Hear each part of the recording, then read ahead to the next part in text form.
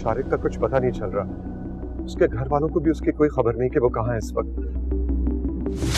तो धोकर अपने घर जाए।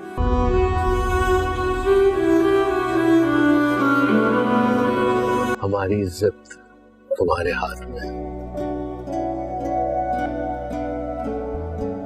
अगर तुम्हें अपने दादा पर भरोसा है तो इस निकाह के लिए राजी हो जाना। रोशी की बारात का लगभग 10 साढ़े 10 बज जाते हैं, लेकिन अभी तक बारात का कुछ भी अता पता नहीं होता है और पूरे ही रोशी की माँ, उसके दादा, पूरा ही परिवार बहुत ही बुरी तरीके से परेशान होता है कि आखिर हुआ क्या। अभी तक बारात नहीं आई है तो रोशी की फूफो जो है रोशी की माँ से कहती हैं कि बेगम भाभी जान, आप रोशी की माँ जो लड़का है, दूल्हा है, उसकी माँ के पास आप फ़ोन तो करें, शारिक की माँ के पास में, और पता तो करें आखिर बारात कहाँ रह गई। और उसके बाद भी जब वो फ़ोन करती हैं तो पता चलता है कि उन्हें भी खुद नहीं पता, वो खुद इंतज़ार कर रही हैं कि आखिर शारिक कहाँ पर रह गया है और शारिक का कुछ भी अता पता नहीं होता है। तो बस रात के 11 बज चुके होते हैं और अभी तक कुछ भी अता पता नहीं होता है। ये बात सुनकर दादा बहुत ज़्यादा परेशान हो जाते हैं, उनका बीपी हाई हो जाता है, लेकिन समझ ही नहीं आता कि आखिर हुआ क्या है। और सभी लोग परेशान हो जाते हैं और फिर रोशी की जो दादा हैं उन्हें सब पता होता है। वो सब ही जानते हैं कि रोशी और तलहा के बीच में क्या चीज़ें थीं और कैसे थीं। दोनों एक दूसरे को पसंद करते थे और आखिरकार वो कहते हैं कि रोशी की बारात ऐसी खाली हाथ या फिर ऐसे नहीं होगी, आज ही रोशी का निकाह होगा, यही उनकी ख्वाहिश है। और इसी को मद्देनज़र रखते हुए सभी लोग बहुत ज़्यादा परेशान हैं आखिर हुआ क्या है, क्योंकि शारिक के पेरेंट्स को भी उसका कुछ भी अता पता नहीं है। उधर बारात वाल के लिए भी सब लोग तैयार हैं, लेकिन शारिक का कुछ अता पता नहीं होता है कि आखिर शारिक को हुआ क्या है।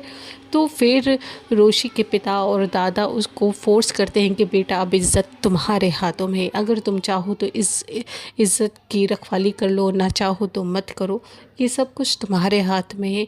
और जैसे ही ये सब कुछ देखती है, वो सबके चेहरों को देखती है, वो भी इमोशनल हो जाती है। उसे समझ नहीं आता क्योंकि आखिर इज़्ज़त का सवाल होता है, ख़ानदान की बात होती है। तो इन्हीं सब बातों को मद्देनज़र रखते हुए रोशी के दादा कहते हैं कि बेटी तुम तलहा से निकाह के लिए तैयार हो जाओ, और तुम्हें अगर मेरे ऊपर यकीन है तो बेटा ना कहना, क्योंकि मैं नहीं चाहता कि तुम्हारी जो बारात है वो खाली हाथ जाए। बस यही होता है और आखिर में जाके तलहा से निकाह हो जाता है। और बस फिर क्या होता है कि रोशी की खुशी का ठिकाना नहीं होता है। रोशी एक अलग ही उस पर नज़र आती है कि आखिर हुआ क्या, क्योंकि उसे भी ये उम्मीद नहीं होती है कि उसका तलहा से निकाह हो जाता है। उधर जो तलहा का जो भतीजा है वो भी अलग खुश होता है, उसकी खुशी का ठिकाना नहीं होता। उधर जो तलहा के जो पापा हैं वो भी बहुत खुश होते हैं और वो तुरंत हाँ कर देते हैं। वो खुद ही अप्रोच करते हैं कि कोई बात नहीं, अगर बारात नहीं आई है, शारिक का कुछ अता पता नहीं है, हमारी रोशी है